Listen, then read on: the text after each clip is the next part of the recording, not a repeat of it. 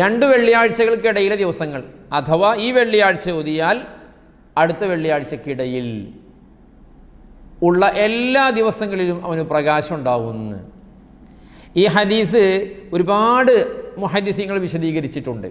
എന്താണ് ഈ പ്രകാശം, എന്താണ് ഈ നൂർ, എന്താണ് ഈ വെളിച്ചം? അതായത് ഒരുപാട് വിശദീകരിക്കാനുണ്ട്, അതിൽ ഒന്ന് മാത്രം പറയാം.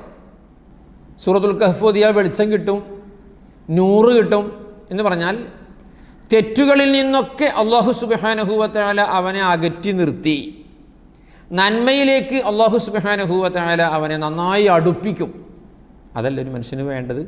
സൂറത്തുൽ കഹ്ഫ് പാരായണം ചെയ്ത ഈ വ്യക്തി മഹ്ശറയിൽ വരുമ്പോൾ അവൻ പ്രത്യേകം പരിലസിച്ചുകൊണ്ട് അവനെ പെട്ടെന്ന് തന്നെ മനസ്സിലാക്കിയെടുക്കാൻ പറ്റുന്ന വിധത്തിൽ അവന് മഹ്ശറയിൽ പ്രത്യേകമായ ഒരു അലങ്കാരവും പദവിയൊക്കെ ഉണ്ടായിട്ട് അവന് വേറിട്ട് നിൽക്കും. ദജ്ജാലിൻ്റെ ഫിത്നയിൽ നിന്ന് അല്ലാഹു സുബ്ഹാനഹു വ തആല അവനെ കാത്തുരക്ഷിക്കും. നമ്മൾ മനസ്സിലാക്കും പോലെയല്ല. ചിലരൊക്കെ മനസ്സിലാക്കിയിട്ടുള്ളത് അന്നേക്ക് ഒക്കെ നമ്മൾ മരിക്കുമല്ലോ. ഏത് ദജ്ജാലൊക്കെ വരുമ്പോഴേക്കേ, അതിപ്പോൾ ഖിയാമത്ത് നാളിൻ്റെ തലേന്ന് എന്ന് പറഞ്ഞാൽ തൊട്ട് മുമ്പൊക്കെ വരുന്ന സംഗതികളല്ലേ, അപ്പോഴേക്കൊന്നും നമ്മൾ ഉണ്ടാവില്ലല്ലോ, നമ്മൾ മരിക്കുമല്ലോ, പിന്നെ ദജ്ജാലിൻ്റെ ഫിത്ന എന്ന് പറഞ്ഞാൽ നമ്മളെ ബാധിക്കുന്നതല്ലല്ലോ എന്ന് അങ്ങനെ ധരിച്ചാലേ തെറ്റുപറ്റി.